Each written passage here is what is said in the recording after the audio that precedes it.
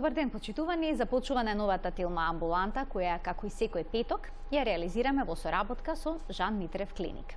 Во денешната емисија ќе зборуваме за крвните садови, за нивното старење, стеснување, стврднување, замастување, процес познат како атеросклероза. Ке луѓето, оваа болест започнува уште во детството. Дали се работи за сериозна состојба, какви болести може да предизвика, е темата на која што денеска ќе зборуваме со доктор Енвер Идоски, специјалист по интерна медицина, субспецијалист кардиолог од Жан Митрев клиник. Добре ни дојдовте, доктор Идоски. Благодарам на поканата. Поздрав до гледачите на телевизија Телма. Денеска на гледачите ќе се обидеме, односно вие ќе им појасните што точно представува атеросклерозата, преку бројни дилеми и заблуди кои што се присутни меѓу луѓето. Можеме да започнеме со разрешување на првата дилема, односно првиот факт кој што често можете да го прочитате во медиумите, и тој гласи: атеросклерозата предизвикува забрзано старење на крвните садови и е болест која го скратува животот. Дали оваа дефиниција, докторе, е точна?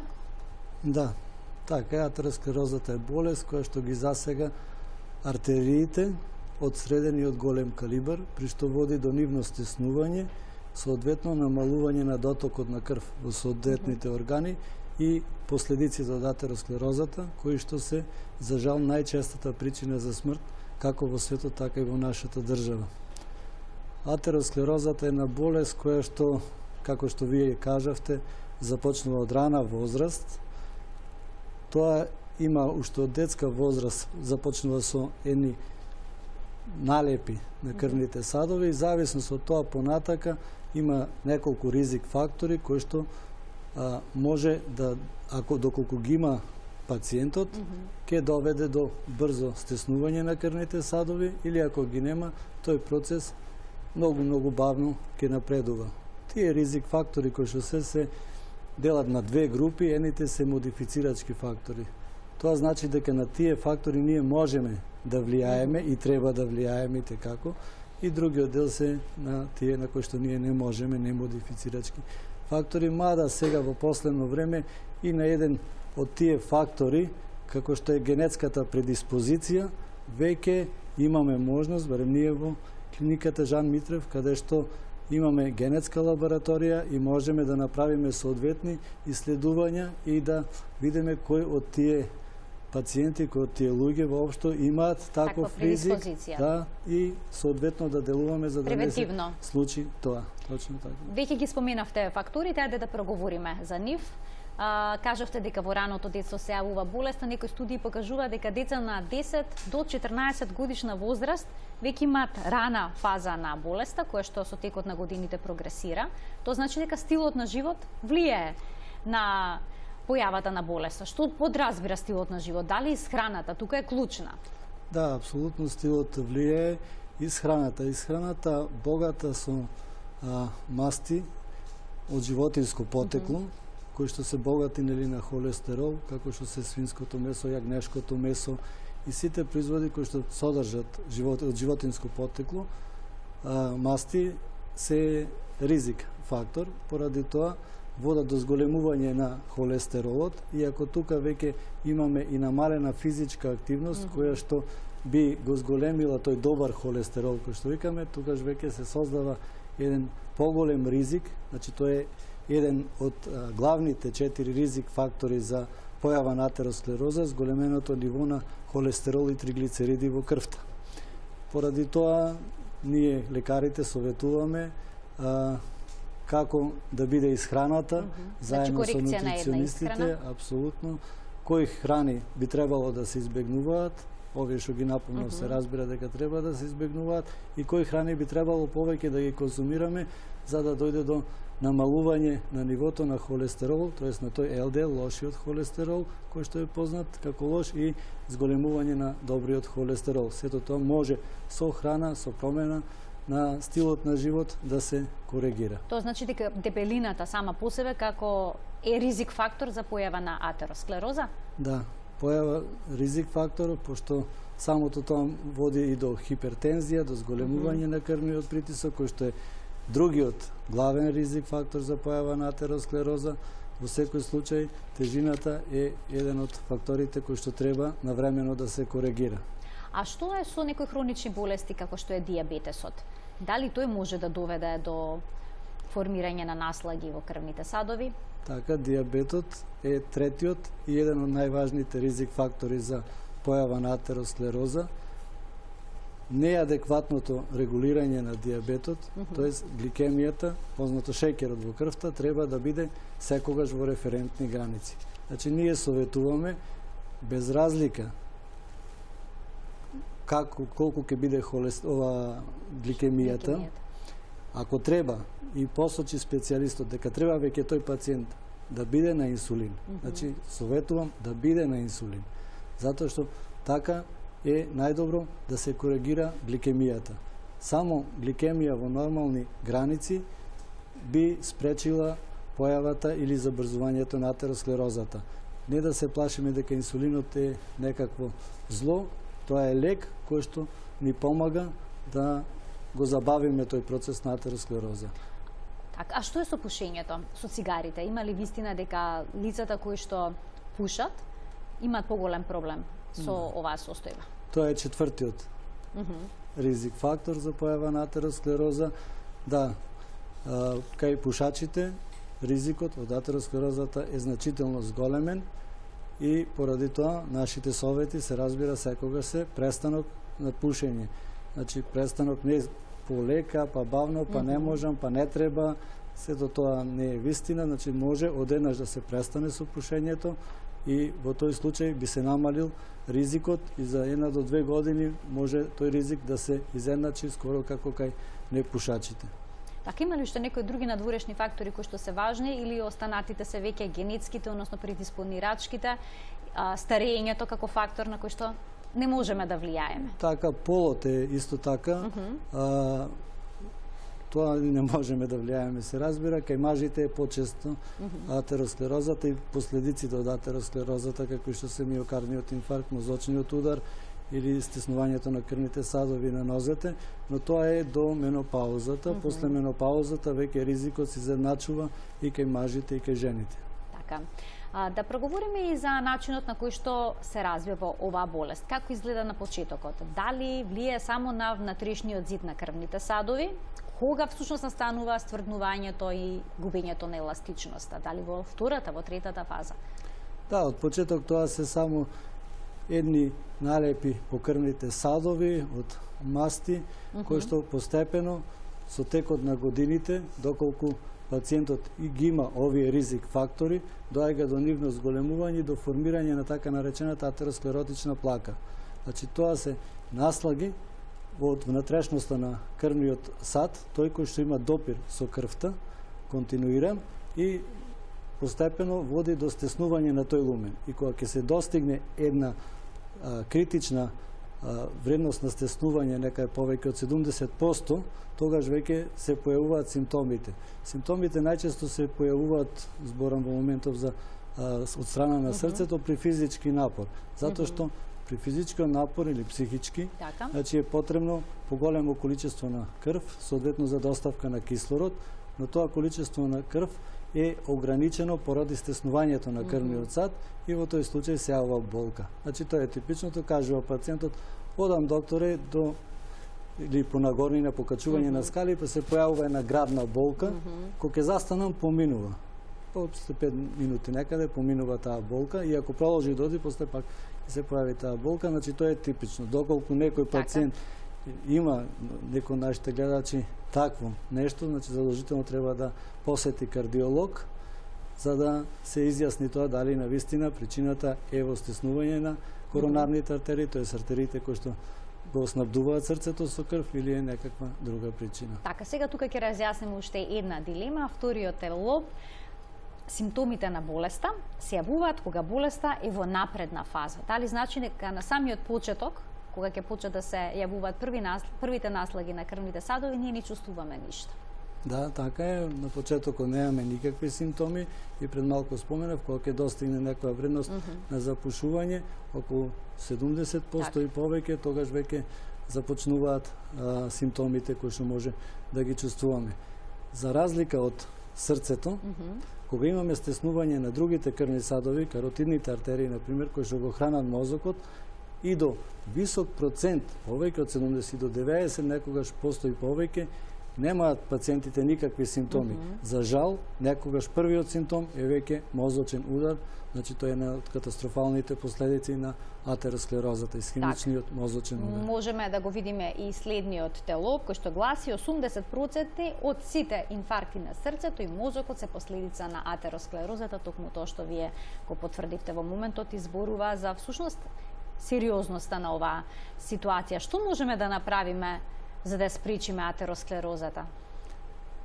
Треба да се коригираат основните ризик фактори кои што ги споменавме веќе. Уште еднаш ќе споменам корекција на диабетот, гликемијата во нормални вредности, корекција на холестеролот во нормални вредности. Сега имаме толку многу лекови од групата на статините кои што може тоа да со нив да се постигне.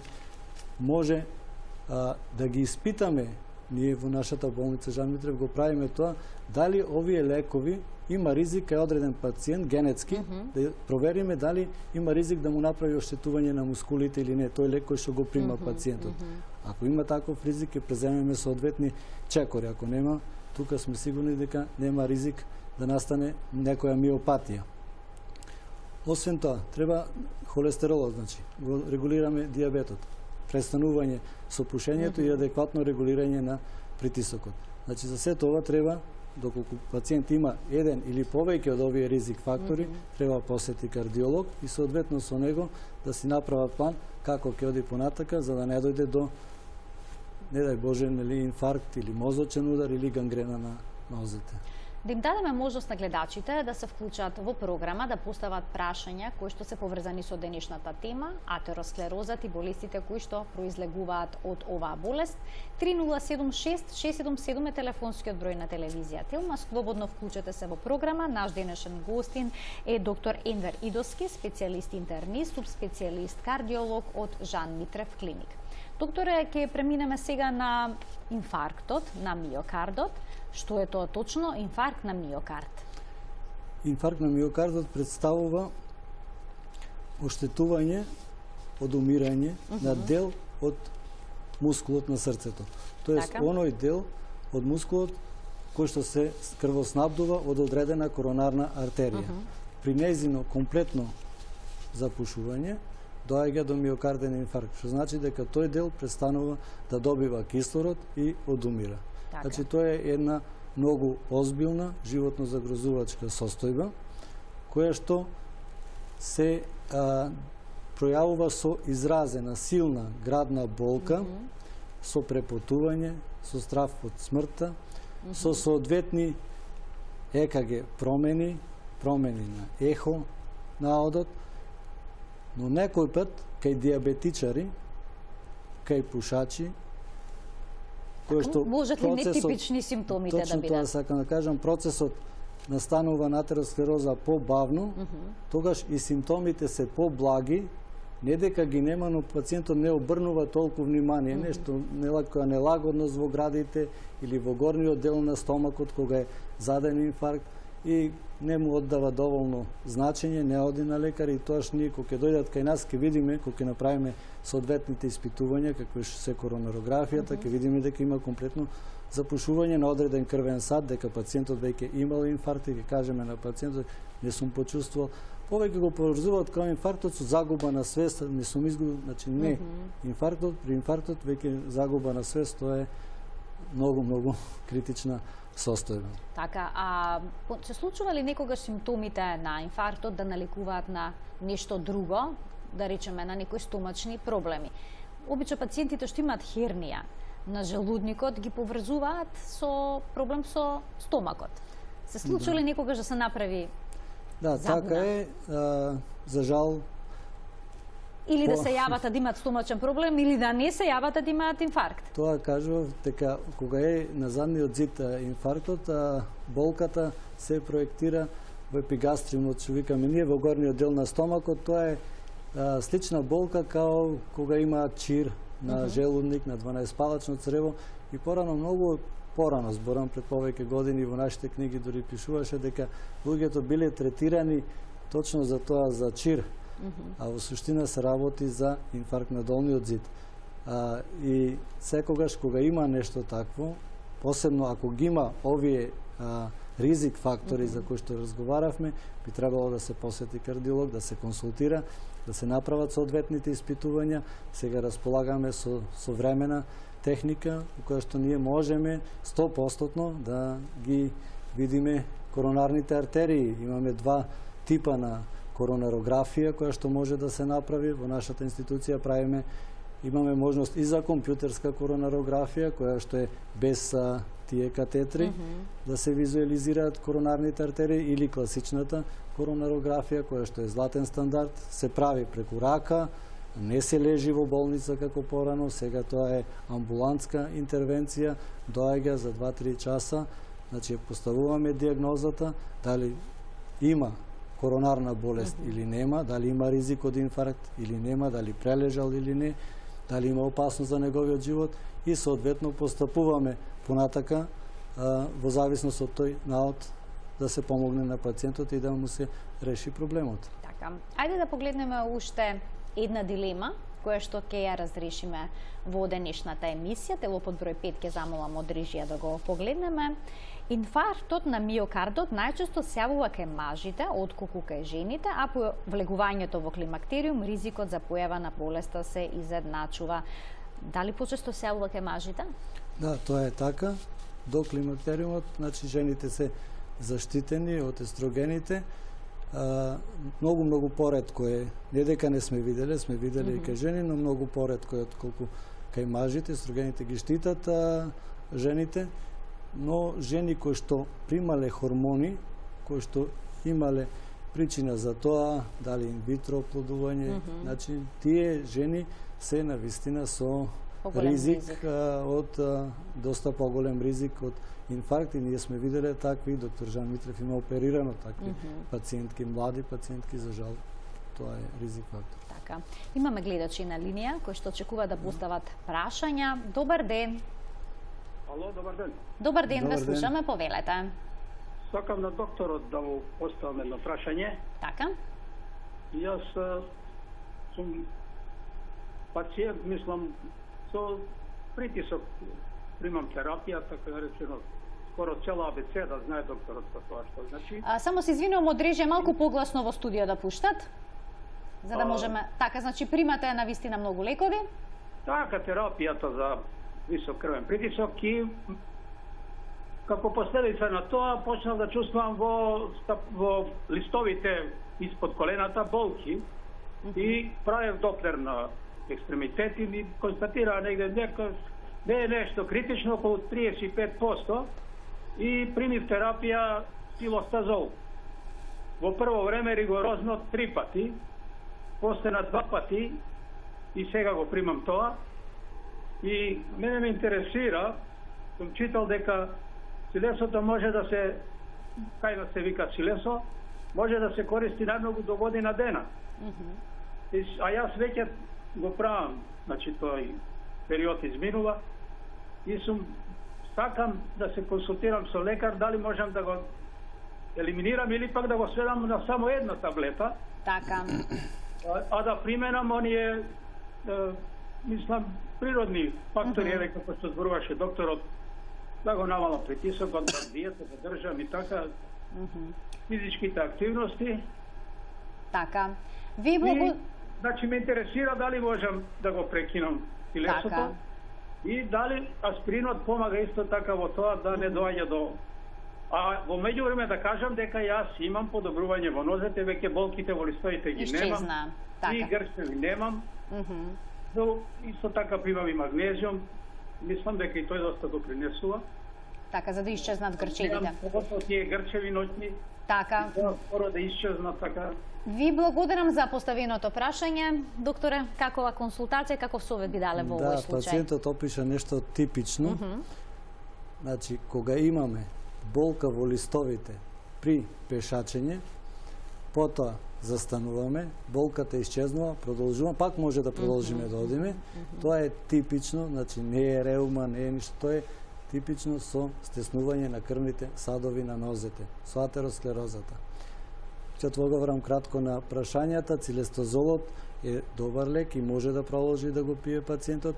Аспиринот помага, но има кај одреден на група на пациенти не делува и ние сме во можност, претпоставам може би во други болници, но за нас знам сигурно дека можеме да го испитаме дали тој лек делува или не делува, пошто кај 30% некаде од пациентите и не делува. И кога има пациент такви симптоми, пак ќе кажам, почнува да оди, се појавуваат болки во листовите, престанува да оди, престанува болката и пак може да продолжи.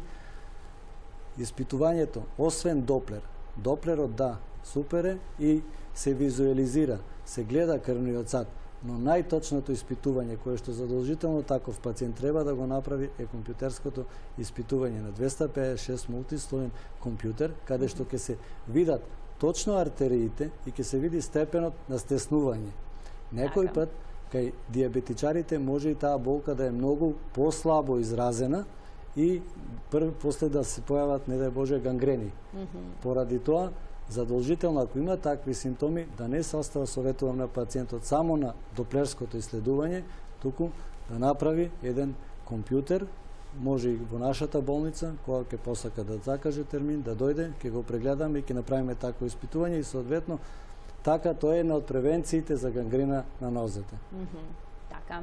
Имам уште еден гледач кој што очекува да постави прашање во денешната емисија. Добар ден.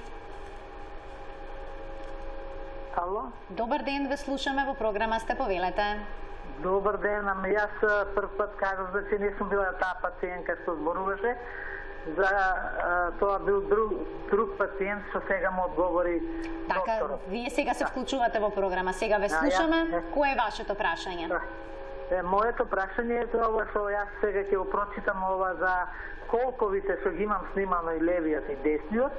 Имам вака дегенеративни промени на скелетот на десен колк со маргинална склероза на ацетабун, фенолацеталуверен, зглобен простор сочуван на двата колка. Сега ова што ми е, да ви кажем колку ми е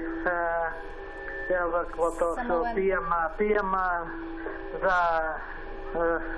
колестерол е 4,60, а треба да биде 5,2 пишува. А триглицериди ми са 1,63, а пишува треба да биде двојка. Аторис ги пием, не Аторис, него другите се вика моментално не ми текнува. Ако треба да прочитам исто, имам Доплер на нозет направено. Дали да го прочитам и тој резултат? Има ли потреба или нема потреба? Нема потреба. Ви благодарам за вклучувањето во програма. Кога што разбрав, гледачката има некој сосема друг проблем, ортопедски. Има и наш малку. Ајде, појаснете. Благодарам за прашањето. Значи, понос на тие анализи би сакал да ја утешам нашата гледачка, дека тоа се нормални вредности, дека не треба да надминува тие вредности. Тоа беа горните граници што таа ги прочита. Под тоа е во ред, нели? И може да си продолжи со лековите што се статини, да ги пие, само ќе треба да се проверат дали има ризик од миопатија. Понос на претходното можам да ја одговорам, иако јас сум кардиолог, не ортопед, но во нашата болница Жан Митрев се разбира, има високостручен тим од ортопеди и покрај нив знаеме, би требало тоа кај ортопед да се обрати кај ортопед, не кај кардиолог, така, за што се работи, да. Дефинира за што точно станува збор. Ајде уште еден гледач да вклучиме во програма. Добар ден. Добар ден. Повелете. Сакаме да го поздравиме докторот. Голема благодарност од фамилијата на негов пациент. Откри со истава диагноза, моментално се најдвид на одделение во клиниката. Поздрав до тимот, до докторот, до сите таму. Успешни, голема благодарност. Така, ви благодарам за вклучувањето во програма. Ништо побаво кога ќе ви се јават со благодарност задоволни пациенти, кога некому сте спасиле животот. Мислам дека тоа е најголемата награда. За тоа живееме. Така е. За тоа помагаме. Да продолжиме, докторе, понатаму. Дали е точно дека инфарктот на миокардот е се почест кај лица кои што се помлади од 40 години? Има ли вистина во ова? Не. Тука нема вистина. За жал, во последните години се забележува една тенденција миокардниот инфаркт да се појавува кај помлади пациенти, но се уште, значи, тоа приматот си е за повозрастната популација. Не значи дека младите пациенти кои што имаат овие ризик фактори за кои што зборувавме треба да си спијат мирно. Да, може, али од кога ќе направат еден преглед детален кај кардиолог, кај што ќе испитаме се и ќе кажеме да, сега за сега вие немате опасност. Така, сега за сега тоа убаво го појаснивте. Ајде да погледнеме уште една вистина или заблуда која што е поврзана со периодот кога најчесто се јавува инфарктот. Дали има вистина во ова дека инфарктот на миокардот најчесто се јавува во раните утрински часови, помеѓу 6 часот наутро и пладне? Да. Вистина ли е ова дека во овој временски интервал најчесто? Вистина и уште само ќе ве дополнам дека тоа е понеделник денот. Неверојатно. Зошто е така? Значи, објаснувањето тоа го пишува и по учебниците дека тоа е така. Така, најдов јас два пати поголема опасност во тој дел од денот да се јави отколку во останатите дел. Во утринските часови, во понеделник, тоа е заради стресот. Луѓето во текот на викендот се поопуштени, домашна атмосфера и доаѓа понеделник кога треба да се оди на работа и ако работата не ви е хоби, како што кажува доктор Митрев, да ви задоволство да си работите, ако ви предизвикува стрес и тоа е тука подсвесно веќе вие очекувате дека на работа ќе има стрес, дека ќе е тешко или било што, тоа е понеделник, не сте уште адаптирани, уште сте малку под релаксација од викендот и за жал тоа е тајмингот кога најчесто се случуваат инфаркти. Сабајле, рано наутро и понеделник како ден. Еве го споминавте стресот како надворешен ризик фактор. Што друго може да биде причина? Исто така, ако не се лажам, споминавте физички напор? Да, изразен? Изразен физички напор, да, но не е толку он као причина. Физичкиот напор, да, може да направи големи проблеми доколку пациентот или човекот воопшто не е претходно подготвен или прегледан дека може тие работи да ги прави. Так. Често тука не е поврзано со атеросклерозата, но има една болест која што се вика аортна стеноза. Значи при пациенти луѓе кои што имаат аортна стеноза која што најчесто е без симптоми, така, и при физички напор може, не дај Боже, да доведе до нагла срцева смрт и заради тоа сите кои што се активни спортисти кои што се занимаваат со спорт, со физичка работа, некоја тешка, задолжително треба да направат барем еден преглед со ехо, ЕКГ кај кардиолог, за да видат дали можат тоа понатака да го прават.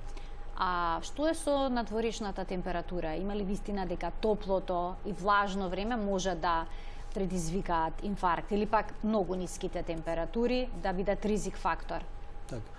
Не дека они може да предизвикаат инфаркт, не може тие да предизвикаат, но кога има пациент веќе напредната атеросклероза, од ладното, кога ќе излезат на ладно, топло на ладно, студениот воздух, студот предизвикува спазам, стеснување на крвните садови. Ако имаме, да кажеме, од атеросклерозата стеснети 70-80% крвни садови, спазамот уште повеќе ќе ги стегне и тогаш веќе добива симптоми пациентот. Ја сеќаваме на слика која што ни прикажува, излегува повозрасен пациент од кафана со цигара која што е фрла во зима и се држи на градите, значи тоа е типично за градната болка за инфарктот.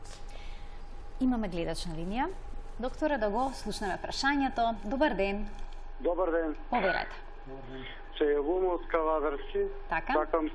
Сакам докторот да го опитам дека јас имам проблеми со срцето.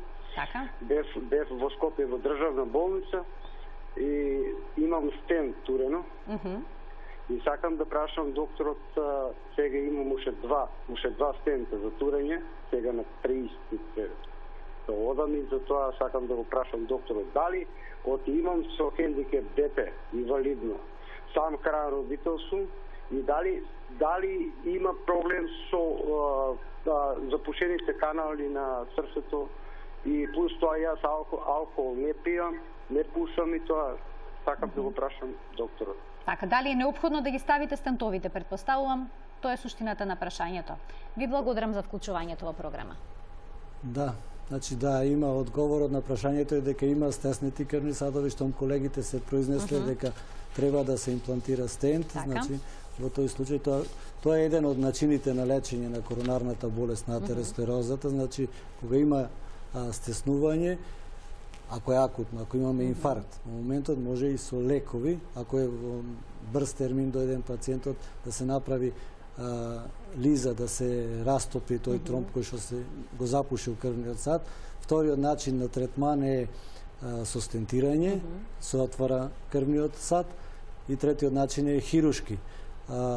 Стентирањето се врши кога имаме достапна лезија која што е еден или максимум 2 стента да може да треба да се стават, али кога имаме повеќе садовна коронарна болест, значи повеќе од крвните садови ако се стеснети, тогаш најдобра е хирушката реваскуларизација на миокардот. Тука сакам да споменам дека тоа е кај нас секојдневие. Доктор Жан Митрев ги оперира пациентите секојдневно и не е околу 5 дена е престојот во болница и операцијата е преку фондот за здравство.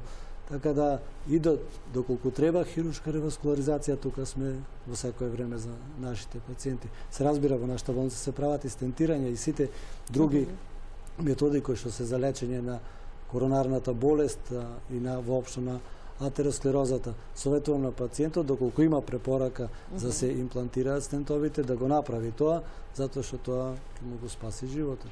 Доктор Енвер, тука ќе пуштиме еден краток блок реклами, а веднаш потоа, почитувани, се враќаме во студиото и ќе проговориме за начините на кои што се решава овој проблем.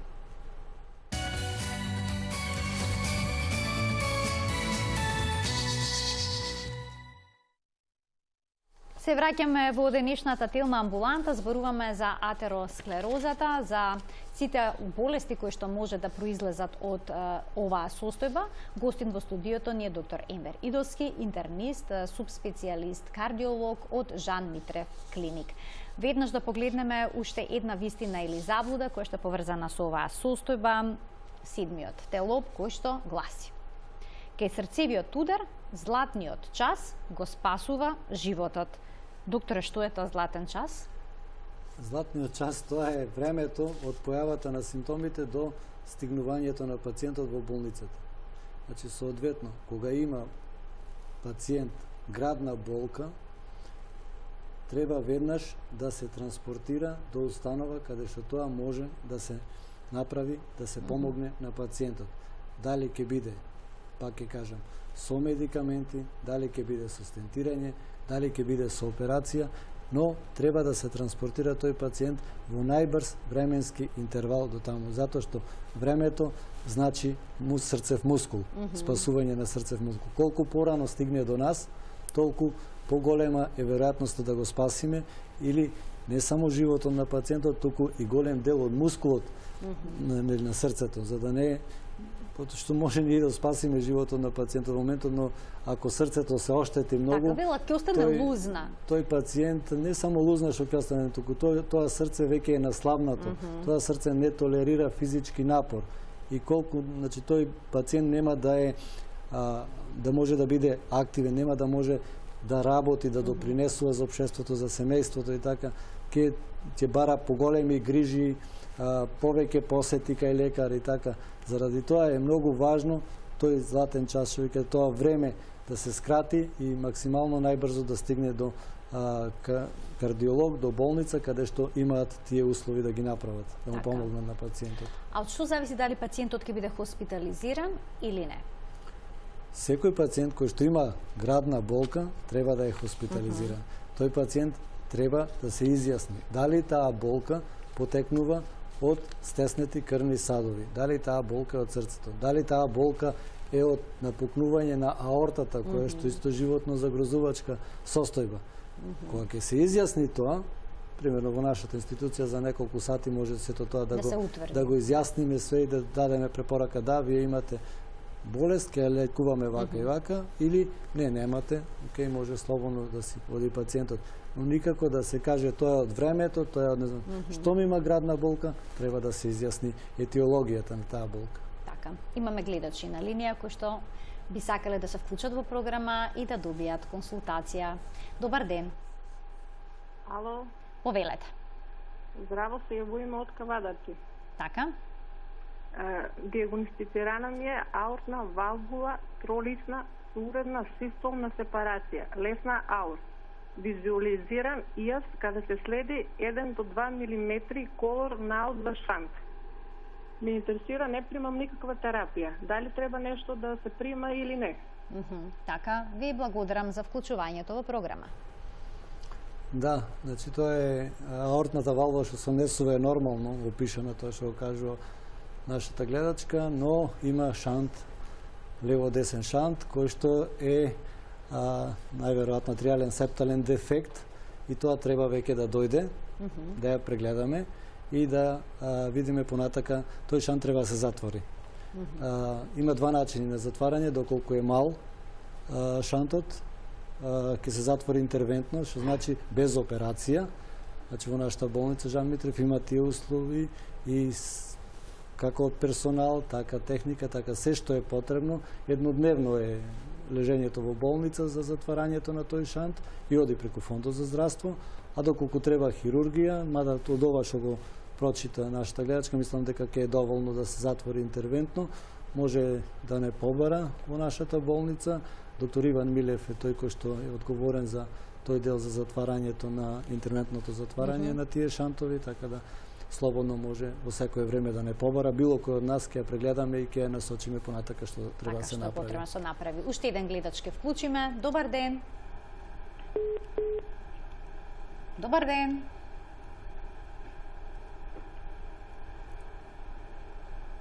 Ајде уште една можност. Добар ден. Не можеме да се слушнеме, нека се јави повторно на 3076-677, а ние сега ќе погледнеме уште една вистина или заблуда која што е поврзана со инфарктот на миокардот. Осмиот делоп, по преживеаниот инфаркт на миокардот, потребно е доживотно земање на одреден вид лекови. Дали на вистина пациентот цел живот ќе треба да пие лекови? Да, тоа е вистина. И не само тој пациент, него и луѓето кои што имаат ризик фактори, одреден дел на лекови, како што се дали клопидогрел, тие антиагреганти, што ги викаме, дали аспирин, би требало да ги прима ако нема контраиндикации за тоа, секако тоа ќе го установи кардиологот, нели? Но пациентите кои што имаат прележано миокарден инфаркт, задолжителни лекови се антиагрегант, еден од овие два кои што кажав, или двата некогаш ги препишуваме, зависно од тоа кои крвни садови се стеснети, и задолжително статини, значи лекови кои што се за регулирање на холестеролот. Тука сакам само да споменам нешто, дека за нас кардиолозите не е важно само да видиме нормален холестерол во лабораторијата и да кажеме да, супер, окей, вака е, може да ги прекинеш лековите. Не. Значи тоа не се случува. Тие лекови, освен за намалување на холестеролот, служат и за стабилизирање на тие плаки кои што викаме, за да не дојде до нивно руптурирање и до акутно запушување на крвниот сад, соодветно да не дојде до миокарден инфаркт или мозочен удар. Значи тие лекови се примаат доживотно, затоа и ние ги тестираме дали тие лекови може да направат некаква штета на пациентот и ако има да преземеме соодветни мерки, но лекови треба да прима, да. Неопходно да се примаат. Уште еден гледач ќе вклучиме во Телма амбуланта. Добар ден. Добар ден. Повелете. Се јавувам од Прилеп. Така. Одам кај доктор од клиниката на Жан Митрев. Така. Сакам да го прашам доктору, ми препорача, имам артериска хипертензија. Сакам да го прашам доктору, ми препорача за операција. Аортна болест со стеноза од средно тежок степен, АБА, 1,1 сантиметра 2, не знам ова, не знам што. Така, добро, познато му е на докторот. Зашто се работи? Пријам моментално притисак од 160, 170 никако да ми се понамали, а пријам 160 милиграми валсакор, ми даде доктору и физиотенс, ама нив не можам да ги поднесувам. Моментално пијам, да видам како се вика, Вазофлекс од 1 милиграм. Ама притисакот паси на 160 со 170, 160 тука е. Не можете да го симнете. Никако. Така. Дали треба да одам, ми рече докторо, што можам побрзо да одам на операција? Оти мојата матична докторка вика, ако не појдеш сега побрзо, валвулата се стеснила од 5 сантими на 1 сантим работи само. Така. Ви благодарам за вклучувањето во програма.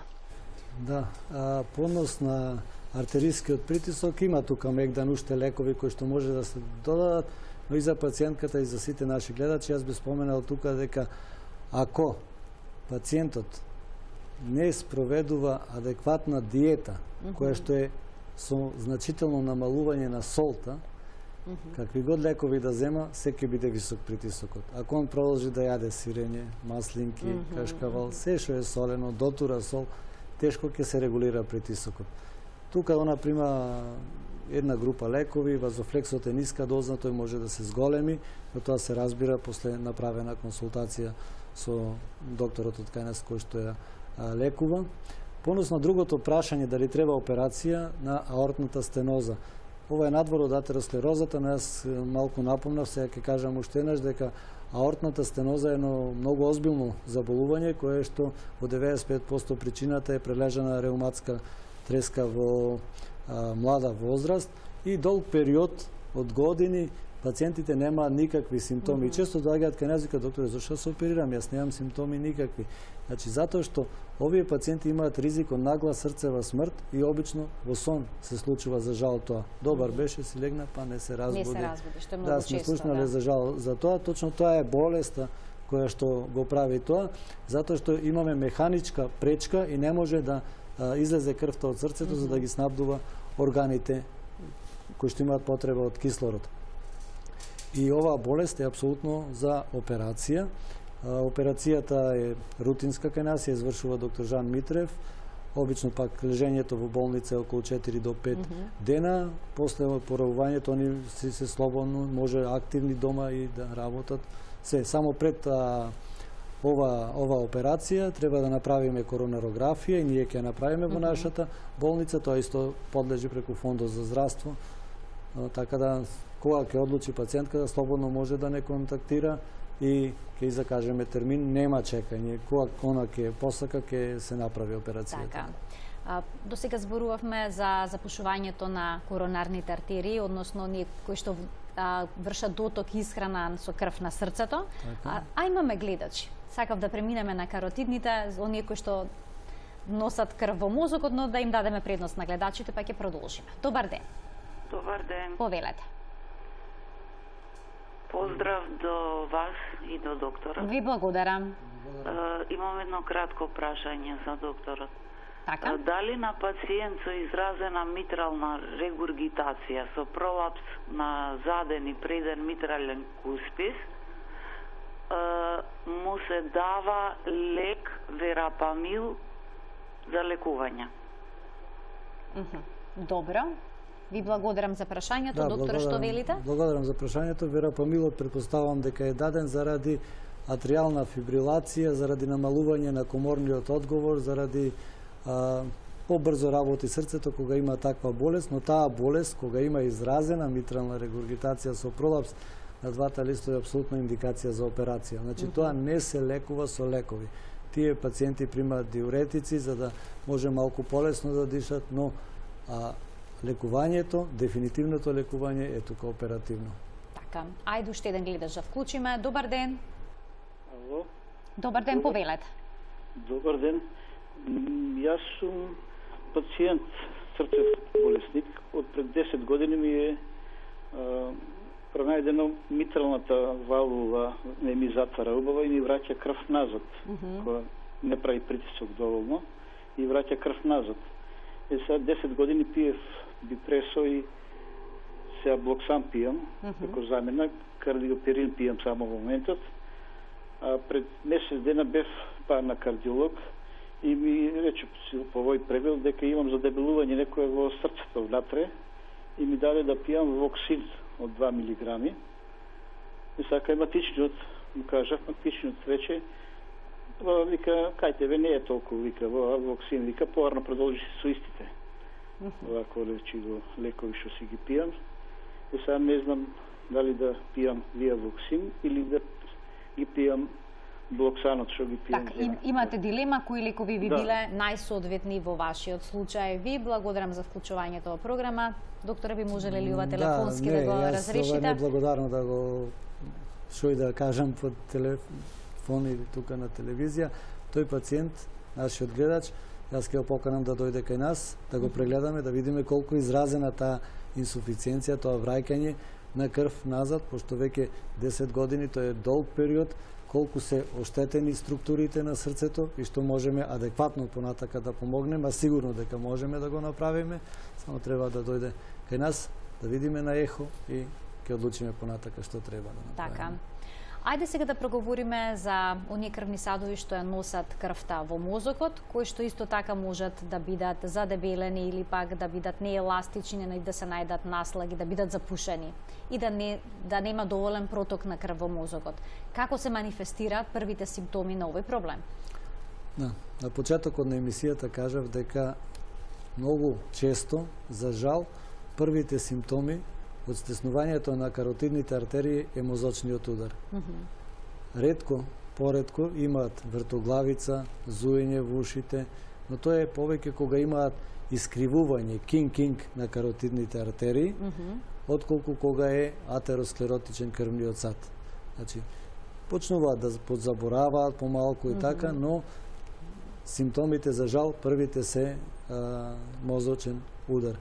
Поради тоа, човек кој што има ризик фактори, апелирам уште еднаш, сите тие 4 што ги споменавме на почетокот, убаво е да си направи, или не мора сите 4, со сите 4 сигурно веќе има некој од тие ризик фактори, да си направи еден преглед кај кардиолог. Кај нас кога ќе дојде пациент за преглед, обично нели доаѓа за срце. Ние никогаш не пуштаме ниту еден пациент без да ги прегледаме каротидните артерии. Но има еден момент тука кој што ние каротидните артерии на Доплер правевме Доплер во рете. Да, супер, Доплерот е добар, но може до тука, до коските, до вилицата да видиме. Не можеме да видиме на Доплер што се случува нагоре. И заради тоа, ние кога има некои симптоми, кога има ризик фактори, гледаме некои плаки дека има, задолжително правиме и компјутерско снимање на каротидните артерии, при што ќе ја видиме целата циркулација нагоре до мозокот и циркулацијата во мозокот, и така веќе имаме јасна слика пред нас што треба да направиме натака.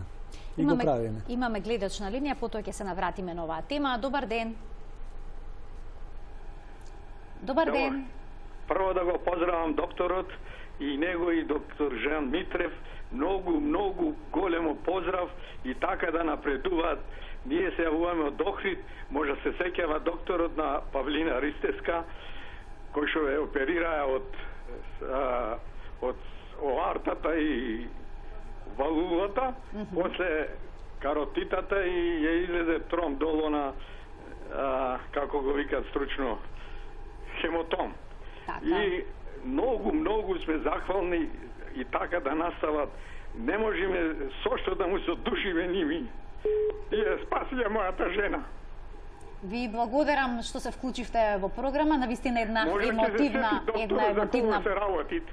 Да, благодарам. Едно емотивно излагање и благодарност. Докторе, кога ќе се утврди дека има наслаги, дека постои атеросклероза конкретно на овие артерии, што се презема во тој случај? Дали се даваат лекови или пак е потребна некаква интервенција поинаква? Зависи од дали по него треба се отпушат? Од степенот на стеснување на артериите, на каротидните артерии. При стеснување 70%, задолжително тука веќе се прави операција. Операцијата е отварање на артеријата, чистење и затварање. Значи сето тоа е една процедура околу 40 минути до 1 час, со еден мал рез, кој што обично доктор Митрев го прави тука, кај што се брчките, па после се чудиме има ли рез, го бараме каде е резот. Се лежи еден ден во болница за оваа операција. Во принцип, изгледа лесна операција, но не, тоа е сериозна операција, се работи за мозок, но фала Богу, кај нас тоа е се успешно, секојдневно се прават тие операции, ви кажав, еден ден е лежењето во болница и спасува инвалидитет. Спасува страшни последици, значи парализи, парези, отсуство од работа, терет за семејството, самиот пациент со проблеми, а едно навремено откривање на таа болест навистина спасува многу. Доктор Идовски, ви благодарам за вашето гостување во денешната Телма амбуланта. Навистина едно убаво образложение поврзано со сите проблеми кои што може да настанат со атеросклерозата. Ви благодарам уште еднаш и се надевам дека ќе се видиме повторно во Телма амбуланта. Ви благодарам за поканата. Почитувани, ова беше се во денешната емисија која што ја реализиравме со Жан Митрев Клиник. Се гледаме секој работен ден од 12:45 секако на фреквенцијата на телевизија Телма. До гледање.